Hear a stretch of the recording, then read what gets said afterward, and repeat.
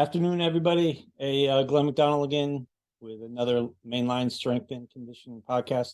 Today, I have a special guest, somebody from my childhood, John Dougan.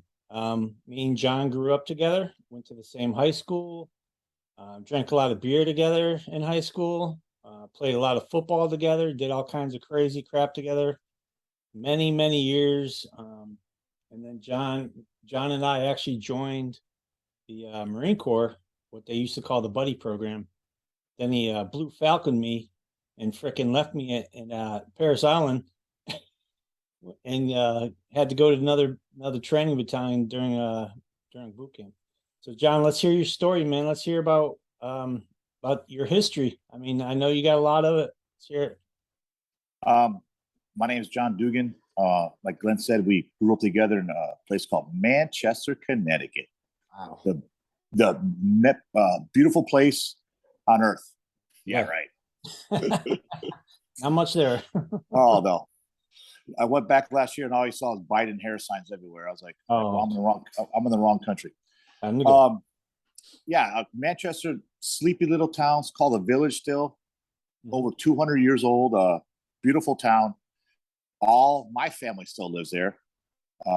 Your sister lives in Florida, right? Yeah. Yep. Yeah. So I still go hunting every year. Back in November, I fly back and go to Vermont, and great place to visit. Don't want to live there no more. That's about it. Yeah. Yeah. Good place to grow up too, though. I mean, I know beautiful place to grow up. Nice place to grow up. I mean, that was a long time ago, back in the early '80s, but yeah. Other than that, yeah, I don't want to go back there. You could go down to the parkade by yourself, back as a kid, and ride your bicycle around there, and nothing would happen to you. Yeah, right. Now you wouldn't do that. No. So good. Currently, I reside in California. Another great place. I live in California. If you look at the map, California is made up by counties. It's really broken up to counties, 50 of them, 51, I think. I'm in the southern county. It's San Diego County and Imperial County, the southern two counties of California. I'm on the Mexican border. Mexico's 10 miles from my house. Wow. We border the Colorado River with Arizona, and then San Diego in the mountains. It takes me 2 hours to get to San Diego. Beautiful weather. I live in the desert. Not so much beautiful weather. For four months of the year, it's horrible. Like Chicago. 4 months of the year, it's horrible, right? Right. And then it's not nice. Here it's 4 months of hot heat, and then the rest of the year is beautiful. Nice. 50s, 60s in the winter.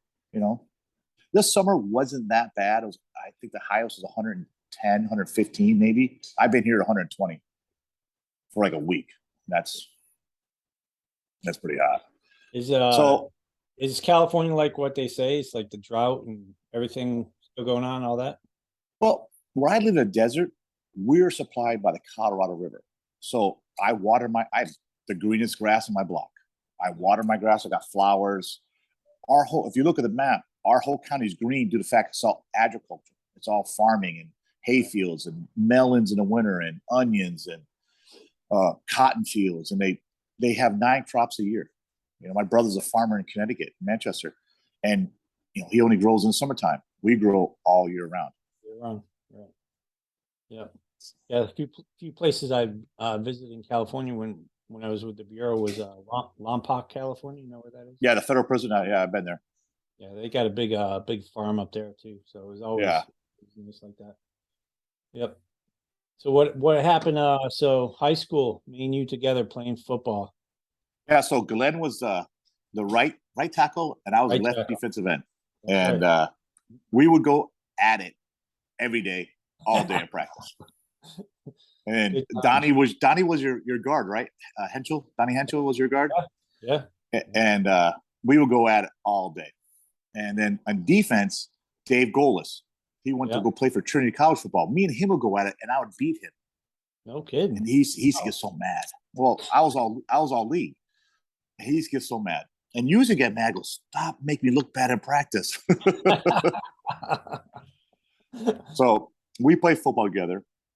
We joined the Marines together, and smart guys. We graduated the 17th of June, 1988, and the 27th of June, we're in Paris Island. That's right. And I remember that day because that was a Mike Tyson and Spinks fight. And I remember trying to overhear the DIs of who won. Yeah, we go to boot camp, and we get broken up because I failed the PT test. I couldn't do pull-ups like I did too. Yeah. So I had to go to PCP, the fat platoon. Yeah. Minimum. Yeah. So they send me the PCP. I'm in there for like 2 weeks. Then I get kicked to a first battalion, and we graduate about 2 weeks apart. Yeah, 2 weeks apart. Because it was funny. I still remember to this day when we just went into third phase. We were wearing our cool rain jackets there. Yeah. And you guys were mess and maintenance. Yeah. You were working in our chow hall. And I remember you were standing at the whatever, some kind of drink machine or something. I went up there and I said, "Hey man, what the hell happened? Are you all right?" And we couldn't talk, so it was like, yeah. And then it was like, from what I remember, it was like the last. Yeah. Yes. I was telling all the guys like, "Oh, that's second battalion. I see this chow hall, and my barracks right over here." And yeah, what a boot camp wasn't that was an awesome time. Awesome time. Look, it wasn't that bad. It was bad as far as like maybe I don't know, just like something totally different that we weren't used to. The PT wasn't too bad. I actually enjoyed like the quarter deck. Like if they put me on the quarter deck or the pit, I'd be like, hell yeah, let's go. Yeah. I just in my head I would say that, but I didn't mind it at all. I would get hired by the guide, by the not the senior, the first drill instructor would hire me as guide because I'm biggest in platoon, and then the senior would fire me because he didn't like me and make me a squad leader again. But at nighttime they're like, "Hey, Dougan, drag this guy to the bathroom, beat the shit out of him, and throw him back in his rack." We'd do that all the time because they were messing up. Right. You tune them up. Oh yeah. Tell the firewash kick rocks, and you drag in the shower, you tune them up, and hey, tomorrow don't be scratching during formation. I ain't going to the pit for you again. So yeah, boot camp, the structure was awesome. I need structure. I need to have, hey, a time and date to be somewhere and what to do. I hate, you know what I mean? Yeah. Yeah. So we go to the Marine Corps, and I get my MOS. I want to be a grunt so bad. I love the combat training. And he goes, "Dougan, 3521." I'm like, "What the fuck is that?" And he's like, "Oh, basic diesel mechanic." I'm like, "I don't want to be a mechanic. I want to be a grunt." "Oh, I know, son. No. I was like, so I go to Camp Johnson after boot camp for diesel school. And you were at Camp Lejeune for your cook school, right? Yeah, Camp Johnson. I was at Camp Johnson.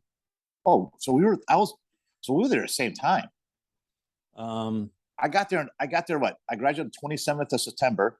I got there like August or October, first week of October. And we sat in waiting till after Christmas to get our classes. Because all the reserves go first. Yeah, we probably were in the same freaking. That's crazy, man. If I knew that, we would have been together. But yeah, because I did that Beirut Memorial March. That Beirut Memorial on the Camp Johnson right there? They picked me, and we trained for like a month to do that march or that detail. Huh? And I went from my story was like McDonald's flipping eggs. I'm like, flipping eggs. I'm like what the hell is he talking? Like, I have no idea what you're talking about. And it was funny, John. It was like half our platoon was like the left half were all cooks or bakers, and the right side was all freaking motor T. Oh, really? There's like very few specialized people that like went into anything, and in grunts, nobody. I don't think anyone got picked for being a grunt. I guess they just had, I guess they had enough. So yeah. So good old open contract. Yeah. So Camp Johnson, go to Camp Johnson, and good times. Hey, I'm glad it just taught me a trade. You know what I mean? I still used it. I got a whole big old toolbox and got a good trade. So after Camp Johnson, graduate.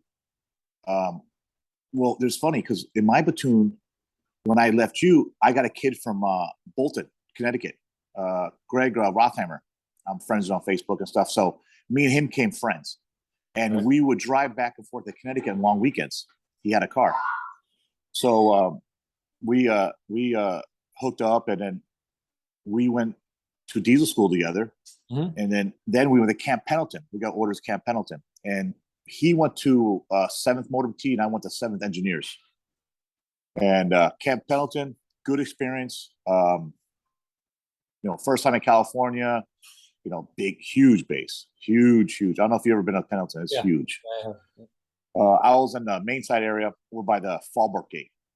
We used to go to Fallbrook Gate Club for lunch sometimes, and you got to get a pass because it's a nuclear base. It has nuclear weapons on a base, so you get a pass, number pass, and you could not break that thing. You would tell them, "Hey, I'm going to the E Club. I'm not going to Fallbrook." So they'll give you a different pass, and you turn off the road. There's another gate for the E Club, and you would hand the guard a pass, so you didn't stop, take pictures or nothing. Oh wow! And but the lunch was like $4, so that's why we went out there.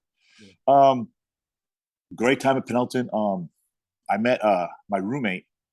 He was from El Centro, California, and I live right next door. I live in Imperial, which is like Rockville to Manchester or Glastonbury. And he was born in El Centro. His parents moved to Washington, joined the Marine Corps out of Washington State, but his mom moved back when he was in the Marine Corps. So we would drive down from Pendleton on the weekends to El Centro, because back before the Gulf War, they still hated us. You got that, the Camp Johnson, Jacksonville hated the Marines back when we were there. So even San Diego, they didn't like us. And so we used to come down here. We used to party in Mexicali, Mexico, every weekend. Great, because you're underage, you're 18, but down there you can drink all you want. So we party all weekend there, and we drive back on Monday morning at 4 a.m. to Pendleton, do PT. We did it for a while, and he got out a year before me, and but I would still come down. After the Gulf War and stuff, and actually after the Gulf War, we did parades in San Diego. They loved us. They really started thanking us and loving us, and the whole atmosphere. I don't know what the June was, but the whole atmosphere around Pendleton changed so much. They loved us, right? And I got back, man. I never bought a drink for like 4 months. Oh. These guys down here in the valley, they just buy everything for you. In the Gulf War. Yeah, when did you went in August, right? You were like I was. Yeah, so I went. Yeah, so in August of 90, we were in actually Rosarito, Mexico, on the beach. It's 20 miles past San Diego south, but a lot cheaper. And my roommate, was getting married. So we went to Rosarito, and we're watching news like, Kuwait's invaded by Iraq, and like, oh shit. And then a friend of ours, they had to go back to the States to a funeral up in Bakersfield, and they said, hey, there's nothing but military convoys going to the Air Force Base from Pendleton. And we're like, shit. So our vacation's over with, and they didn't call us. So we go back to El Centro because we were getting ready for his wedding. I'm his best man. And the sheriff knocks on the door, and his brother was a sergeant of the sheriff's department. So they come knock on the door, and I knew the guy, and he goes, hey, they call me Buckethead back then. They're like, Buckethead. Why they call you Buckethead? Yeah, I got a small ass head, but they call me, hey, Buckethead, stop eating crayons and listen up. And he goes, hey, they want Jonathan to go back to base. And I'm like, oh, Jonathan. So I called up base, like, back then, a real phone. And I talked my top, and I go, hey, top, Jonathan's getting married. He's like, well, one of you come back. I don't care who. I go, well, I'll go. I'll volunteer to go. So I get back there. I say, hey, bro, I got to go. I get back there, and then we're sitting down, and we're, hey, this is going on. Our unit is highly activated. And he goes, hey, but I need one mechanic to go to Bravo Company to be the Bravo Company mechanic. And so I guess in wartime, mechanics get shipped off to the companies. So I said, fuck it, I'll go. 2 days later, I'm on a plane to fly out there. So I got there like August 10th. Damn, no kidding. Wow. We didn't know if we had to wear gas masks getting off the plane. That's how I'm sitting in March Air Force Base, and they hand me 2 bandoliers. Load up your magazines. We're loading magazines up, fully loaded on airplanes flying out there. And get off 4 in the morning, hand me 2 giant bottles of water, said, drink this before the sun comes up. And it was already 115 at 4 in the morning. But I was used to the heat coming in the valley. Yeah, right. You know, I would run here on Saturdays, so I'm used to the heat. So I wasn't as bad as some guys. Right. But it was just miserable that first, we were sitting at the Portage Ball and just flies all over you. We were just emptying ships, living in these giant warehouses on cement, no cots, our our little e-rolls, and just emptying. All we're doing, emptying ships of gear. That's all we did all day long. And sweat all night long, and try to sleep. No showers, no nothing set up. No, it was pretty nasty when we got there too. Yeah, I had a good time though. I mean, I spent August to I think March or April. I came back. Yeah, we almost had to kill a reserve unit who want to bump us on a plane to go home. They're there in the country 2 months. Like, oh, it ain't gonna happen. Yeah, that's not gonna happen. We're going home. So so did you guys just stay at the port? No. Our unit was we were first FSG, and then when combat operations started, we came first DSC, Direct Support Command or whatever, but our unit was combat engineers. So we took the minefields. We were in charge of the minefields out there. So our unit was on secure the minefields and put lanes in, marked them, and then we turned them over to MPs, and they were the ones who allowed people. But the mines, if you saw them, they were right on top of the sand. Right. They never got blown over, nothing. Right. And we went all the way to Kuwait City and stuff like that. And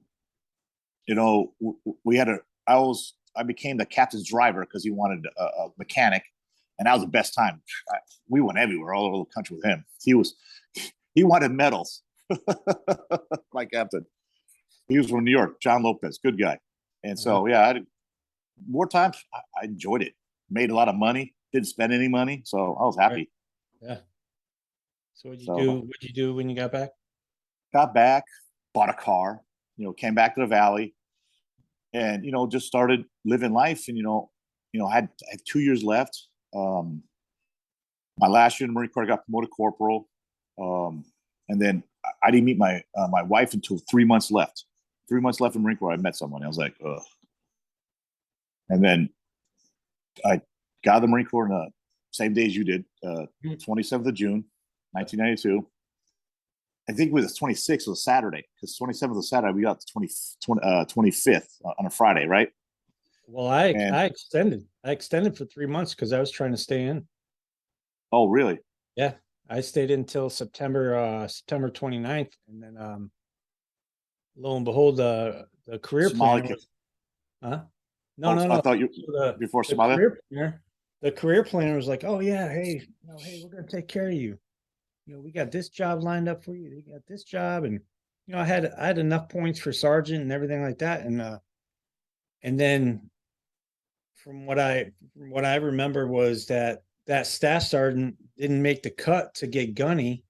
He was getting booted out, so he was like, "Hey, they're gonna fuck me. I'm gonna fuck you too." So he jumped ship. My paperwork disappeared. I was like, well, what am I going to do? Kind of thing. So what were you re-enlisting for? What job? I had a contract for bulk fuel. Oh, okay. A rolling lighter. Yeah, we had our unit had a bulk fuel company. I was trying just to stay in, so. Yeah. Well, I saw the career jammer and I wanted 3 bases. I wanted because I was dating a local girl down here, so I wanted Yuma, Air Force Yuma, and I was going to go to Stinger missiles. They have Stinger missiles down there. Yep. And I was going to go to Marine Corps Base San Diego, MCRD, and then I wanted Camp Pendleton, but I wanted Amtrak's. Well, you're 6'3". You can't fit in those things. Can't fit in there. Come on, can you get a XLT one, a bigger one? But I wanted to go. I didn't want to be a grunt, but I wanted to drive with the grunts. Yeah. So and they nah. I said, what? I'll get out. I went to my brother's wedding about 2 months before I got out, and he married the Botticellos, to the Botticello family, and they own Manchester, and they own the trash company. Oh, so yeah. And they go, hey, well, you're a mechanic. Oh, yeah. He goes, well, you get out your job here. I go, really? He goes, yep. I said, cool. So I got out and I was dating a girl down here, Jennifer, and we drove back cross country together. And she stayed 2 weeks in Connecticut, and she liked it. She really liked it. From Mexican girl from down here, and she loved the Italian food and all that stuff. She goes, so I bought her a ticket, a return ticket. So she left in like end of July. She went to California, and then I bought a return ticket after Christmas so she can fly back. So in the meantime, I started working there that summer in Connecticut in '92. I flew back in November to California to go to a wedding, and then me and her snuck off to Arizona and got married that weekend. So I got married in November of '92. Wow. And then she came out. We lived in Connecticut, but you know what? I miss California because where I live is a small community, and it's different. It's a blue community. It's all Democrats, but it's a small community that really is family oriented. So I missed it, and I partied down there, and I had a lot of friends. And back home, all my friends went to college, or we went to Marine Corps. We all got separated. Yeah. And I only had like my brothers, go out and party with my cousins. And I'm like, it's not the same. You know what I mean? Right. Yep. So April '93, we packed up. I was making good money out there. I was making good money. I was making I go from making what, $800 every 2 weeks. Was it $800 every 2 weeks in the Marines? I was taking home $600 every week. Right. And that, to you, like, holy crap, that's a lot of money back then. Money back then. Oh yeah. Yeah. So, but I moved back here. My wife got her old job back, working at a grocery store, and I was going everywhere. I was dying, wasn't working. For like 2 months, I didn't have a job. Finally, I got hired by a Caterpillar to work on stuff, work on tractors and heavy equipment diesel, which I never did before, just trucks and Humvees. So at the time, then my roommate was already working the sheriff's department in corrections. He's like, hey, we're going to be hiring a ton of people. We're switching from the deputies getting out of the jail, all going to the streets, and the corrections running the county jails. Mm-hmm. And in California, deputies would go in the jail, learn how to be a cop and learn how to talk to people. They go to the streets. Well, our county, a couple other counties were switching over, hiring COs to run the jail system. So I applied. It took me 9 months to get in there. It took a while. You're back, and they did major background checks before. Mm-hmm. So April '94, I started the sheriff's department. Remember the first day walking in the modules. They were calling me in Spanish Corvina, means big white fish. They always call the new guys a fish. So we got a fish on the line. So started there April of '94. Fell in love with it. It was good times and good people. Good people and ton of overtime. Oh, ton of overtime. But I started like at $9 an hour. Because so that was a county. You worked in county jail, right? Yeah. So I get like you worked at a BOP, right? Yep. Yeah. So you worked at a prison where guys, well, some BOPs take fresh arrest. Mm-hmm. I know in San Diego we had to go pick up guys from BOP who they get out of jail and had county warrants, or we had a lot of federal prisoners too because of the border. Right.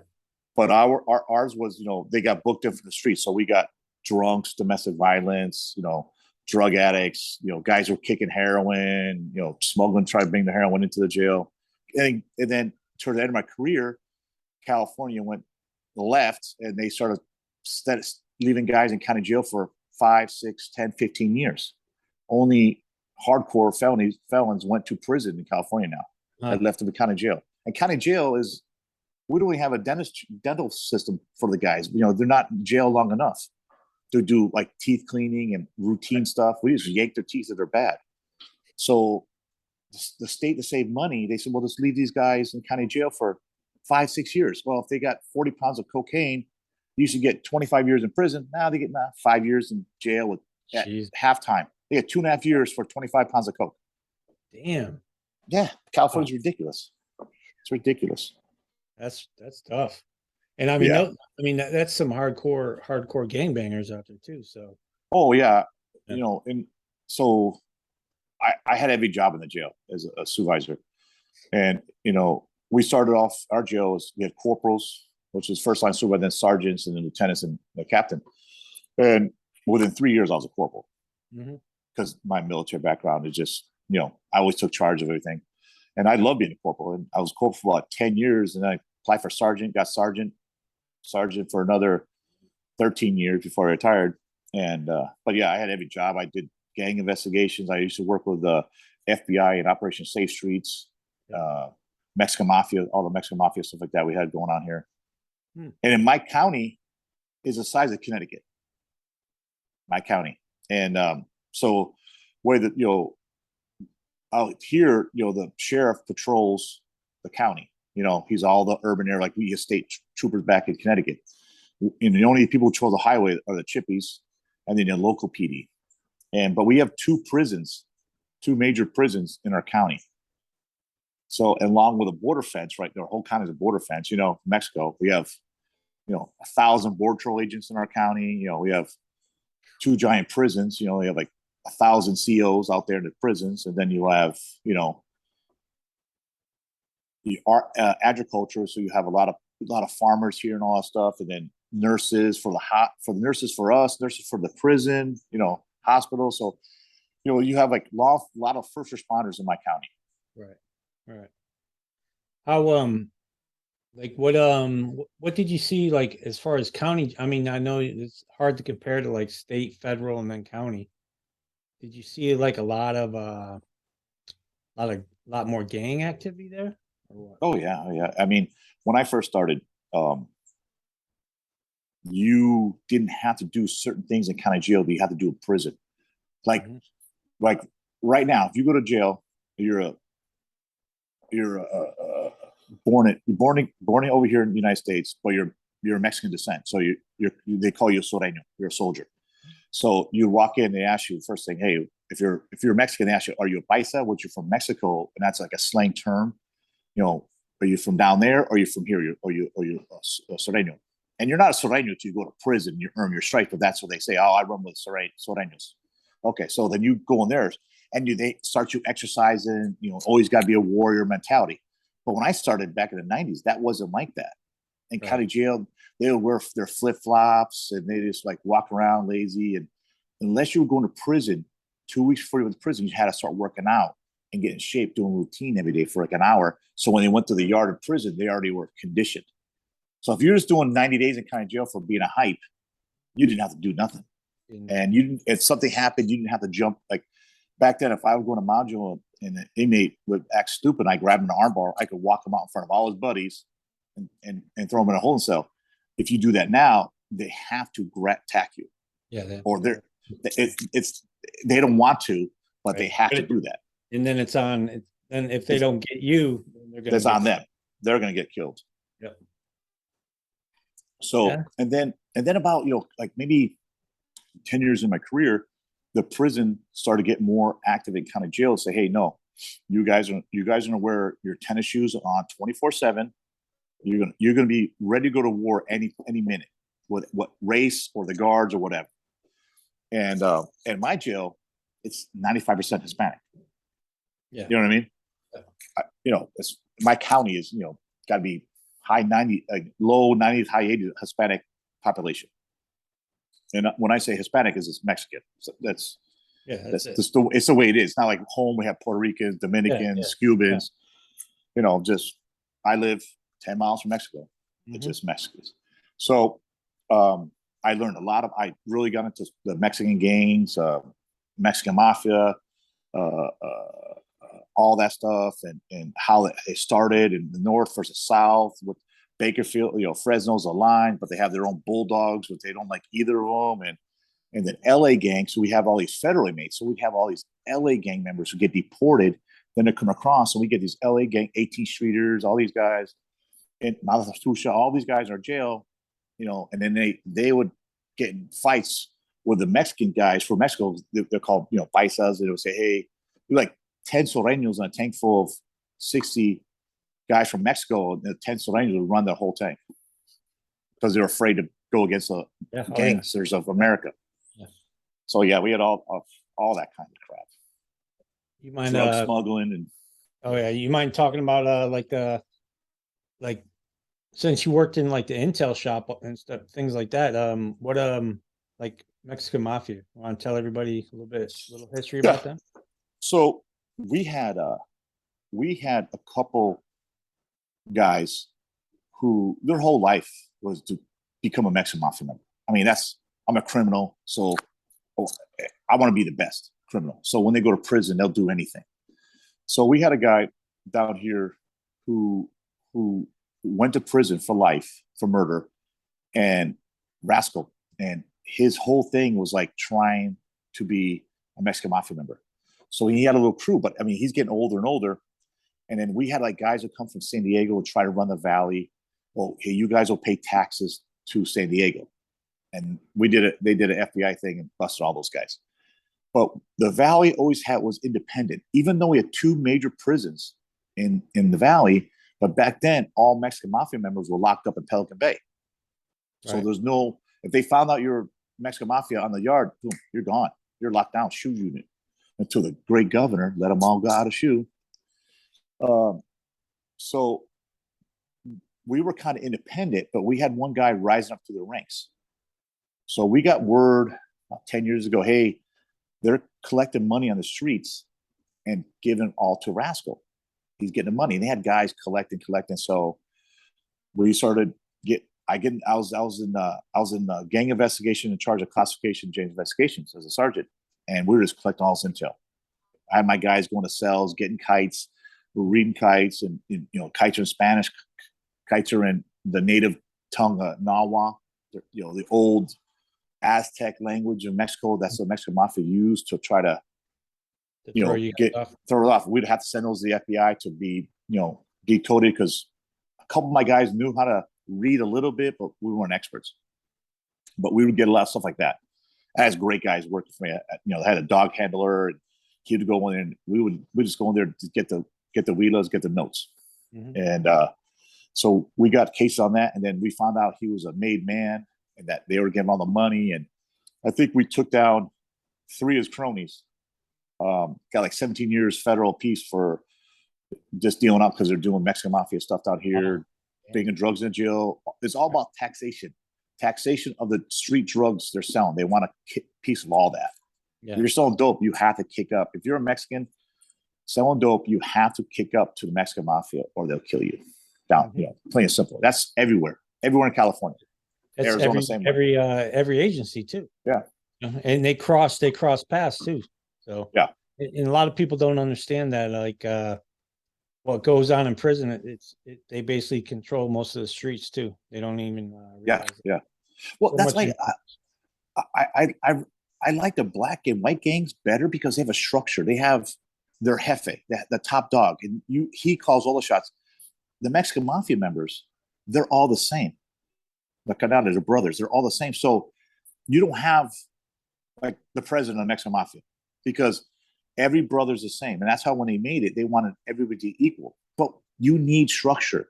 Right. And so when they let these guys out of the shoe, and we had like 9 right here. They call the White House, the one prison, Centinela, they had like 9 or 13 guys in there. But usually one Mexican mafia controls one prison. Well, you had 13 in one prison. They all wanted a piece of the pie. Then they were fighting against each other. Yeah. So, I mean, it's just, but if it was like the black gangs or the white gangs, they have leadership, and they would say, no, you're in charge of this, you're in charge of this, because he would delegate his sergeants and all the other stuff. And the Mexican mafia ever since they let them out of the shoe, they kind of run amok in the prison, because everybody wants money, but there's so many in one prison, I think like in the feds, I think it was a little bit different. There was kind of like a structured who was in charge of the Mexican mafia, because I remember there's one guy who was in charge when I was at Coleman. He had a big tattoo of a black hand right here, and he was a shot caller. That guy, if he said jump, everyone's like, okay, where do you want me to jump into? I mean, that's what I remember. I really don't remember them running around ragged like that, where they just make their own decisions. It was pretty controlled by one set of the Mexican mafia guy. See, it's the feds Mexican mafia are not respected by the California originals. Mm-hmm. See, if you're a Mexican mafia member. You're born in LA gang member, go to prison, kill people. Okay, hey, we're open to books, making you a member. Right. And then if you get a federal racketeering case and they'd say, hey, let's get rid of this guy, send him to the feds, that's their problem. You're respected. And then those guys started doing stuff in your prison system and making members. But some of these guys were members were never from California. So they never worked the trenches in California prison system. Those guys are not respected as much. I mean, they're feared by normal people. But if I'm a Mexican mafia member in California, I'm like, bro, I'm the original. You're not original. Yeah. Yeah. And that was a deception. And the way they did rules different than feds, that was the difference. You know, so because I would talk to these guys, I said, okay, so if a guy is made, he's a Mexican born in Louisiana, and he got made over there in DC at a federal prison. He goes, he's not a true Mexican mafia member because he's not from California and California prison system. Because the California prison system is like, it's like the hardest. Everything happens in California first, and it goes across the country later on. That's just like if you're not a California AB, you're really not exactly. You're not an AB if you're not from California. It's like, what do you mean? Yeah. I mean, it's like Beach Black Gorilla Family. I mean, they're California's original trendsetters of that, and right. And I met a few of those guys. I mean, I met a couple AB guys. I met more Mexican Mafia members, and Mexican Mafia members. I mean, they'll talk to you like they don't want problems. They don't want you to search your cells. They want to control. Have their business going. They don't want fights. They want their drugs running smooth. They want that structured environment so they can continue on their criminal enterprise. Oh yeah, yep. They know because they know if they see Sergeant Dougan, they're like, oh shit, he's gonna come down. He's gonna shake us down. He's gonna take all our crap. Hey man, you guys gotta chill. Just like some guy, and like if he's a Sereno and the head Sereno's like, hey man, you better chill out because now you're dragging all this attention to us. Exactly. He's stomping the shit out of that guy by the end of the day. Yep. All that attention's coming on him. Yep. So the worst thing happened to us was when this AB 109 Assembly bill passed. That the OR system, they're trying to get no cash bail here. The sentencing system. So, like I said, if you had 20 pounds of cocaine, first time arrest, you're doing 20 years in prison. Now it's not a strikeable offense. You're doing county jail time. They call the dirty 33. The dirty 33 are all strikeable, hardcore felonies like rape, murder, child molestation, residential burglary, carjacking. They have a list of the dirty 33, which all strikeable cases that have 3 strikes, and all those cases go to prison. But if you have a felony of domestic violence, you can do a year or 2 in jail, half time. Drugs, it's a sickness. No, it's not a sickness. So you know what I mean? It's just horrible. And so they were sort of doing time in county jail. And like we had these guys here we had one guy got sentenced to 15 years. Like 15 years in county jail. He's gonna be here forever. You know what I mean? County jail? Oh, Jesus. Yeah. So our great sheriff hired this liberal chief to come from Northern California to come down here FEMA to run the jail. God. So I think the first week she's there, and I have a guy naked in the rubber room, rub shit all over him. Mm-hmm. And the nurse like, we have to get him out of there. So I said, break out the fire hoses, boys. Yep. We take a fire hose, just clean him off, just like Rambo, right? Yeah. And she is like, Sergeant Dougan, I'm gonna have you fired for this. This is inhumane to its inmate. I go read our policy, lady. Use of force, fire hose are allowed. Right or use of force, fire hoses are allowed to control inmates. That's great. And the next day, she had to rewrite the policy. It took him out. But I was like, bitch, go fucking read your policy. It's in the fucking policy. But yeah, so she was like, and then we couldn't like, we would go in the module and they're getting loud. Hey, gentlemen, keep it down. Fuck you. It's like, turn the TV off. You couldn't do that no more. That's how you control inmates. In the chow hall, yeah. Hey, gentlemen, back when we used to feed them in the chow hall, because now we feed them in their things. Like, hey, you're here to eat. You're not here to talk. You can talk 23 hours a day in your tank.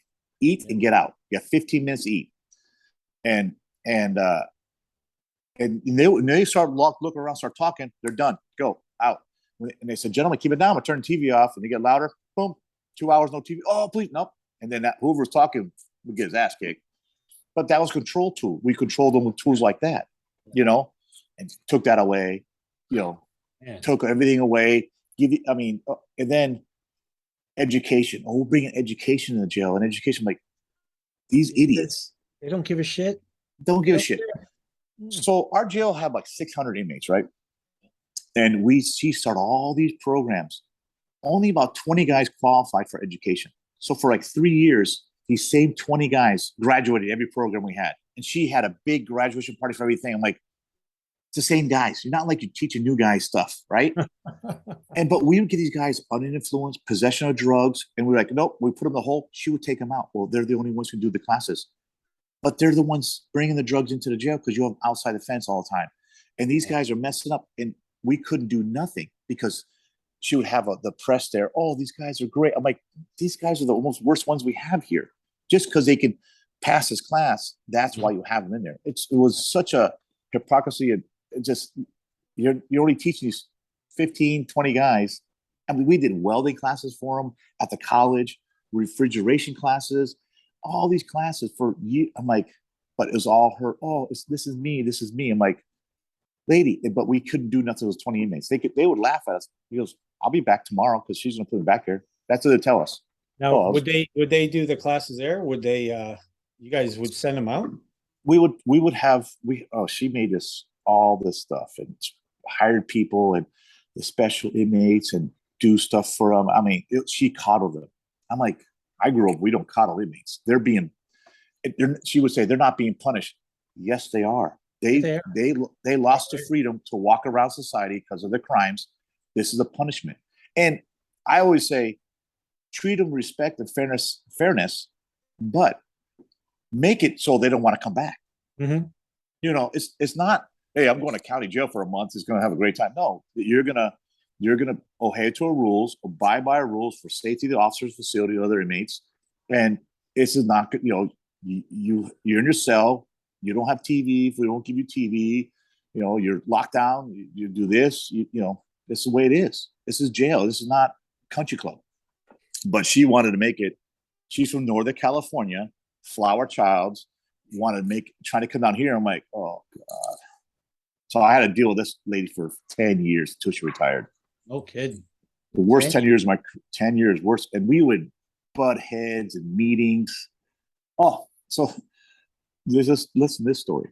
So toward the end of my career, I was running one of the facilities. We had 3 facilities. And she put me in charge of this one facility. So because she pulled the lieutenant out of that facility and she made me in charge. So I ran the kitchen. I ran all the inmates in this program were in my facility. So I know how bad they were. So we had this big old tree in our visitation yard for the inmate workers. They would have contact visit outside with their families. Yeah. And the contact visit was sitting across the table. You couldn't touch them.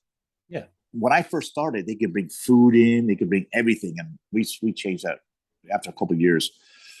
The old school guard didn't do that. So there was a big old tree in there.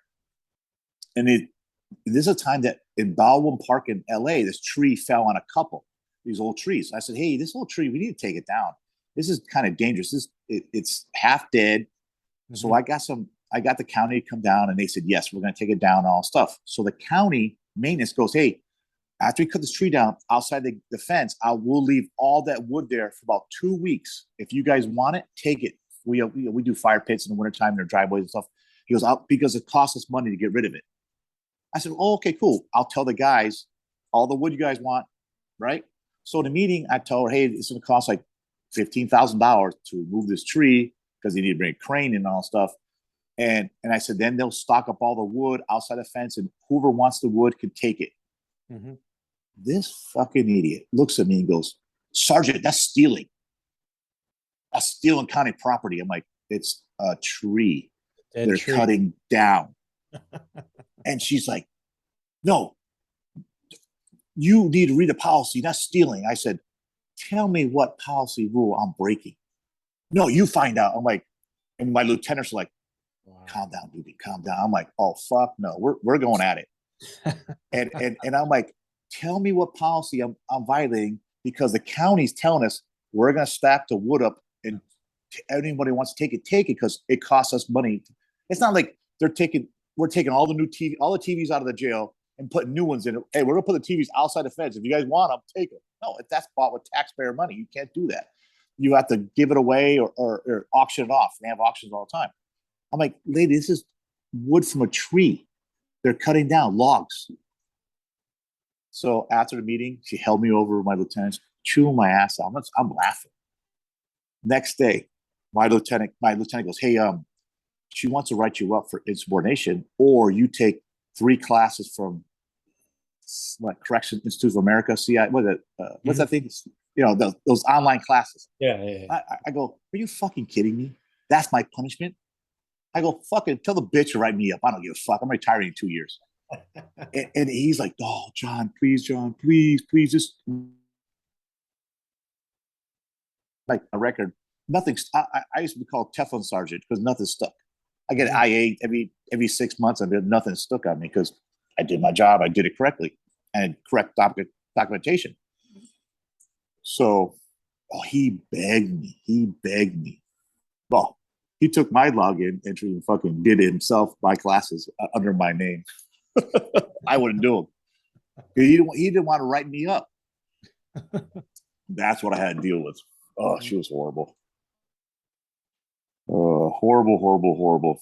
Liberals. What's some of the harder things you saw while you're in the county? Like what type of, was it pretty violent? Yeah, I put people in body bags before. Yeah. Zip them up, ODs. I got 2 life-saving medals giving guys mouth to mouth. And one lady crashed in a canal and I pulled her out of her car before. So I got, life-saving medals with valor, ODs. I've had an 80-year-old man OD on heroin. The nurses are fucking putting nitroglycerin under his tongue. He's having a heart attack. I go, give him fucking Narcan, idiot. He's fucking ODing. He's too old to be ODing. He's fucking ODing. Yeah. And they had like 9 nitro pills under his fucking tongue. The Jesus. Paramedic walks in and goes, give him Narcan, asshole. They fucking Narcan, came right away. Yeah. I'm like, he's 80 years old. They're still a fucking drug addict. Well, they still like that dope. Yeah. Oh, dude. Doesn't matter. I've seen, guns being smuggled in their cavities, syringes. I mean, everything. We had murders. We had, assaults, and guys hanging us, walk into a cell, the flashlight up, another one hung himself. Yeah. But as long as we did our job, we were there every hour checking the cells at nighttime. You can't catch everything. How often did that happen? Like a lot of suicides? Yeah, maybe once a year we'll have a suicide. Shit ton of paperwork. Yeah, of course. Would that be because I know for the feds, we anytime there was a suicide, we had to do like a suicide reenactment. Some people would come in from central office and other facilities come in and do no, nothing like that. No. The coroner come in and we call the coroner. You come in and you cut them down. You save the knot. You know what I mean? Yeah. You go through his stuff. Listen to a phone call. Yeah, listen to the voice. Yeah, he's not doing too well. Mm-hmm. But as long as you're doing your checks, we had to do inners at nighttime. When I first started, we did an inner at 1 a.m. once. Right. Once you walk in there with a flashlight, and that was it. Then later on, towards you had to go in there every hour, and then the shoe units you got to go in every 30 minutes. Yeah, every 30 minutes at nighttime, all day long, 24 hours a day. Yeah. And then it's every hour for 24 hour day every hour, and then the shoe units are every 30 minutes. Mm-hmm. So, and then like safety cells on suicide watches every 15 minutes. And with the camera system, and we had this electronic pucks, you hit parts of the walls that, hey, he was at this cell, so we could follow people around. And our guys did their job. Nobody ever got in trouble because, hey, if they're going to kill themselves, they're going to find a way to do it. If they really want to die, they're going to find a way to do it. They're going to do it. People don't understand that. How did I don't know, the background about Epstein, but how did Epstein kill himself? Well, if you want to kill yourself, Hillary did it. you're gonna do it. Hillary killed him. We all know that. You're gonna. Clintons did.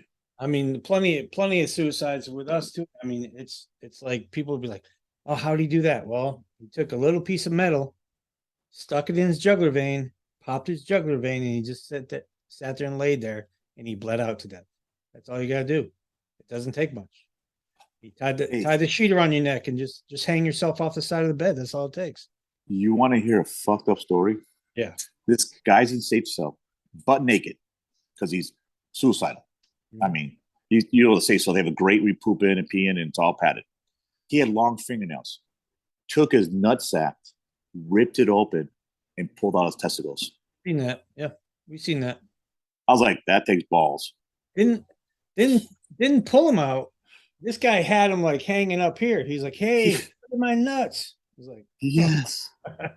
I was like, what? The guy he went like that, popped his eyes out. Oh, eyeballs out. His eyeballs are sitting there dangling. Jesus. Yeah, I mean, just had a guy take a pencil, stuck it inside his right inside his penis. Oh, Probably about that much of it. Sat there and kept jamming it down his penis. Well, the El Salvadorians, when they were in prison in California, they would take dominoes, making balls out of their penis. I go, what the? Well, that's for pleasure for the women. I said, are you fucking kidding me? That little thing ain't gonna pleasure anybody. But why do you have to put some beads around it inside your skin? But they would do that. Because I saw that all the time. I was like, hey man, what the hell are you doing that for? He's like, well, when I get out. I said, bro, you got a life sentence. What do you mean when you get out? I know. It's like, I'm like, these guys. Like, I know who you're pleasuring now, but it's like, hey, you should have thought about that a long time ago. But you know what's funny? In my job, I might have had 10% of the population were assholes, like just like fucking worthless piece of shit inmates. Then the other 90%, I would talk to them all the time. Hey, how's your wife doing? How's your mom doing? I saw her at visit last week. And, hey, how you been? Or you come back and, hey, Dougan, well, I'm back again. Oh man, my famous line was, when we released it, hey, see you tomorrow. Yeah, fuck you. I tell them, see hey, you tomorrow. Like the commercial, hey, we'll leave the light on for you, and they'll be back. And it's funny because I'm at the high school and I'm with the vice principal at the gate when kids leave. I go, oh, guys, see you tomorrow. See you tomorrow. And I started laughing. And he goes, what's so funny? That's what I told the inmates every day when they left. I'll see you tomorrow. And he started laughing. Hey, that's the warm-up yard right there, man. High school. I call it FFA.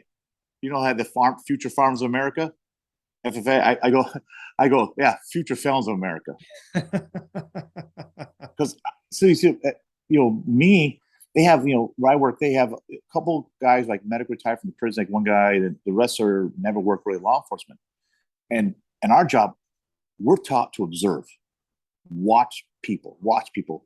And so I'm sitting there and I'm watching these kids, and I have this one guy, he's like 25 years old, got a college degree, and he's like, I'm like telling him, bro, look at his socks. See how dirty they are? His shoes are kind of dirty. He's wearing khakis. That's a gang member. You know why? Because he only has probably 3 pair of socks. At nighttime, he's walking in alleys up and down, hanging out with the homies. The kids wearing the Jordans and they look like a gangster are not gangster. They're wannabes. The guys who have old clothes, their khakis are priests, that's a gang member. That's a guy who wants to be a future East Side, West Side, or whatever this gang member he wants to be. I said, that's what you have to look for. Not these guys wearing $200 Jordans, because gang members can't afford $200 Jordans. Mm-hmm. Mm-hmm. They might steal them, but they can't afford to have them. So I try to teach these guys now the stuff I learned, behind the walls all those years, and just observing, because all we do is watch, read body language. Hey, why is it so quiet in here today? What's about to kick off? You know what I mean? I remember the kitchen, at the camp, we used to feed 120 people at a time. And if I'm not telling you guys 50 times to be quiet, it's not a normal day.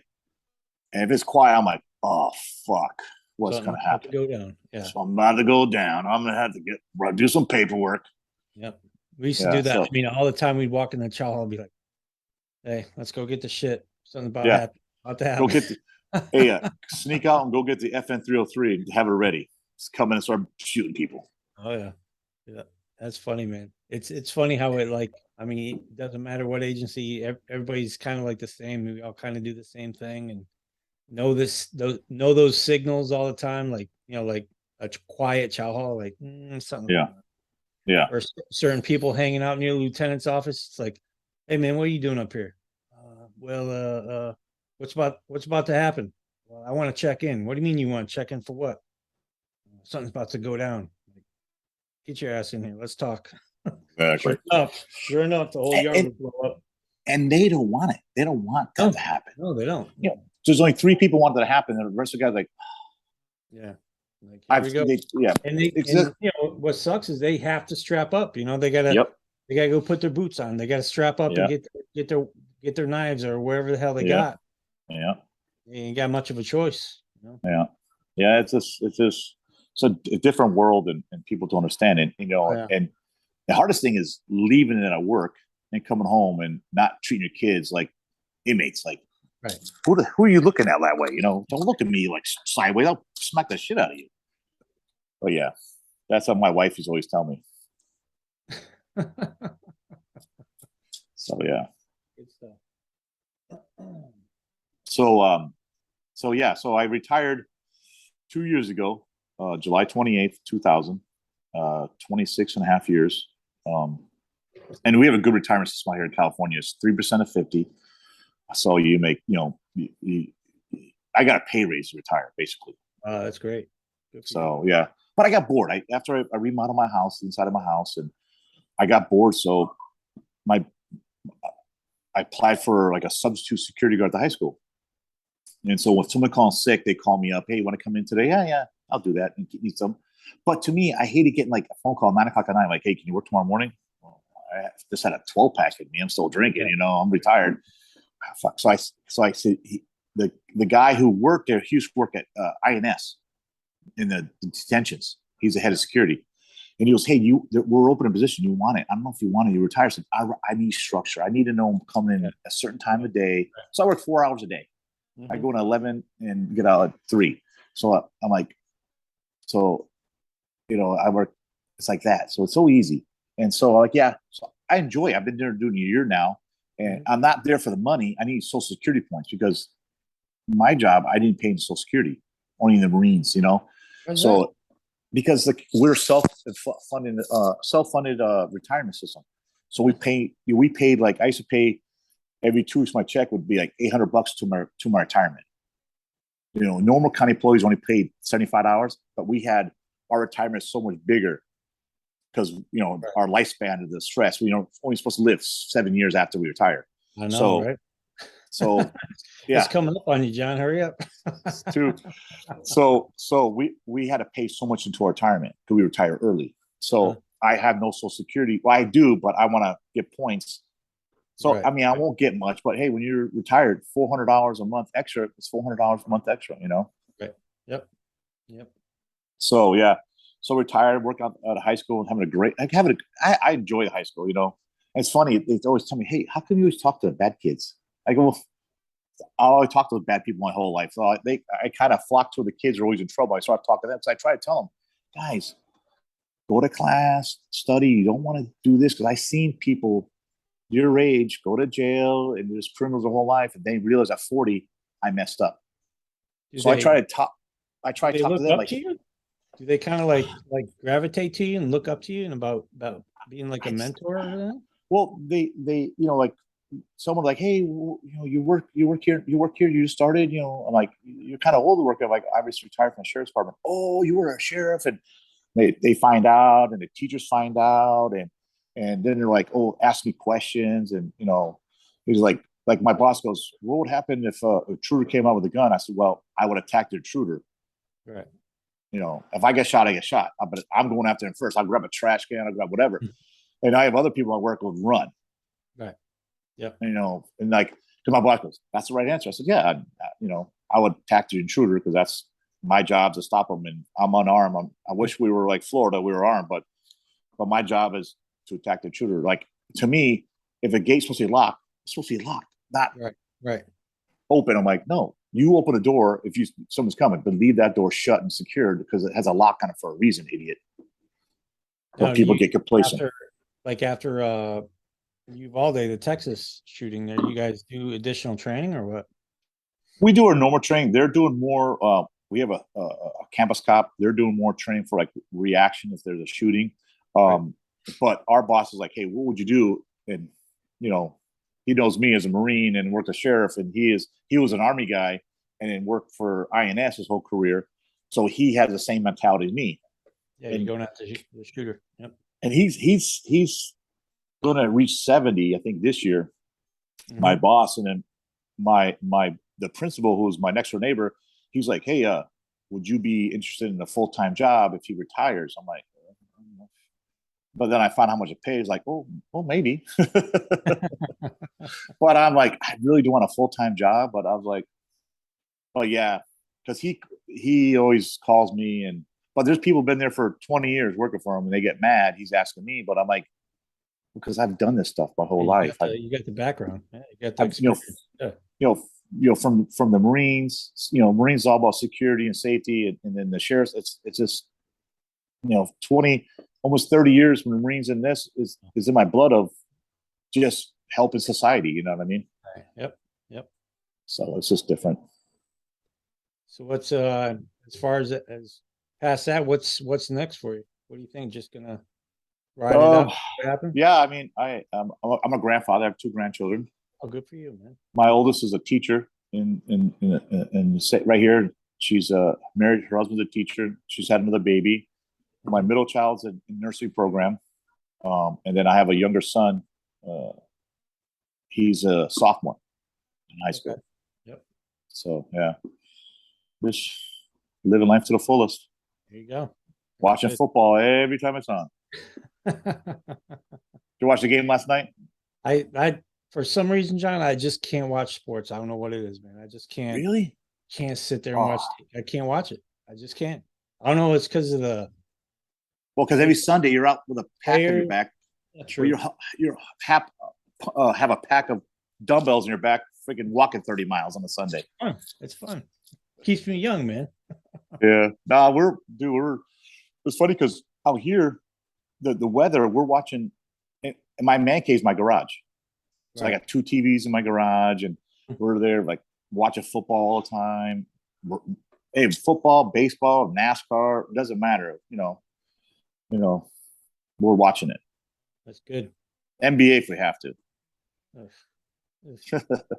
But yeah, we're just we have a bunch of buddy, like another friend of mine who's a board patrolman, retired. He's from Boston, so we watch all the Pats games together, Red Sox games together, Celtics, Bruins, all that stuff. And then another buddy who's retired board patrolman, he's from Buffalo, so he can go watch the Bills games with us. But he's, we're always barbecuing. You see my Facebook stuff. We're always barbecuing, watching games, and yeah, cheaper to do it at home than go to a bar. Oh yeah, definitely. And safer too. What about so being 10 miles from the border, how's that? Is there any issues as far as all the immigration going on, or what? Yeah, kind of like what you see is what you're seeing. It's funny, you'd be driving on the road in the middle of the day and you see 8 guys walk into Domino's and they each get a pizza and they walk back to the hotel room because the government will buy each guy a pizza for lunch. Wow. So they're getting free pizza too, huh? Hey, what do you want? An iPhone 13 or a LG Android? Really? Brand new phones, 13s. Every migrant come across, $1,000 phones given to them. There's a board patrol agent, that's their job, to hand out iPhones or droids. What do you want? Swear to God. They kicked out. This hotel had a bunch of farm workers. The farm workers travel from here, Salinas, Arizona. Whatever the season is, yeah. Yes. Yeah. Kicked every farm worker out to put Venezuelans in there. Like 200 in a hotel. But all these farm workers paying their own bills, the government, because the government will pay the whole hotel, and the hotel owner, I'll make a ton of money. Kicked out all the people who were mostly migrant workers to put illegals in there. Yeah, man. In my town right here. Wow. Yeah, it's like, Biden's, they're spending what was it, $75 million a week on housing. Yeah, they don't put that on CNN or No, you don't MSNBC. hear about that. You don't hear about that at all. Nope. Holy crap, man! And that was last year. The number one buddy just before retired, they're paying the border patrol, the government was paying $75 million a week just for housing in hotels, and now it's probably Probably 125 million. Yeah. Probably twice as that. Yeah. Oh yeah, absolutely, 100%. Yeah. Well, hey, we gotta lock it up because I gotta You go gotta get dressed to get to work. Have fun. You have fun going to work. Oh, 4 hours, buddy. 4 hours. I hear you. Hey, I ride my Harley. I ride my Harley to work because it saves gas money. nice. Don't take the truck. Definitely have to talk again. All right. Yeah, I hope I did good job on your podcast, and I really miss you, and I'm very sorry for your mother. My condolences to you and your family and your dad. Thank you so much. And yeah, we had good times growing up. Oh yeah, the McDonald's household. We won't talk about that. Hey!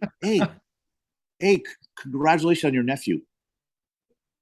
Hey, he's a great actor. Your nephew, the Mountain. He was in a Game of Thrones, wasn't he? That kid's huge. What is he? The Mountain. Who, Brian? Yeah, Tammy's kid. He's yeah. He's what, 6'6"? He's a big boy. He's like 6'7", somewhere around there. Yeah. I thought he was in Game of Thrones as a Mountain. He's huge. Where did he how big's his dad? He's just as tall, but he's not as big. God, I see. Brian's got that McDonald's blood running through him, so he's a little bit thicker than everybody else. I saw a picture of your sister family. Like, holy moly, that kid's huge. Yeah. Big guy. How many kids you got? 2. Oh, that's nice. Yep. Shit. My daughter lives in Elizabeth, lives in Seattle area, and my son lives in Cape Cod. Ooh, nice. Yep. All right, buddy. Yeah, let's catch up again. All right. Yeah, absolutely. And I'll see you on Facebook, and you see me on Facebook. But yeah, we'll definitely have to catch up again, buddy. Definitely. All right, man. All right, love you, buddy. Take care. Love you too. Have a good day. All right, bye-bye. Bye.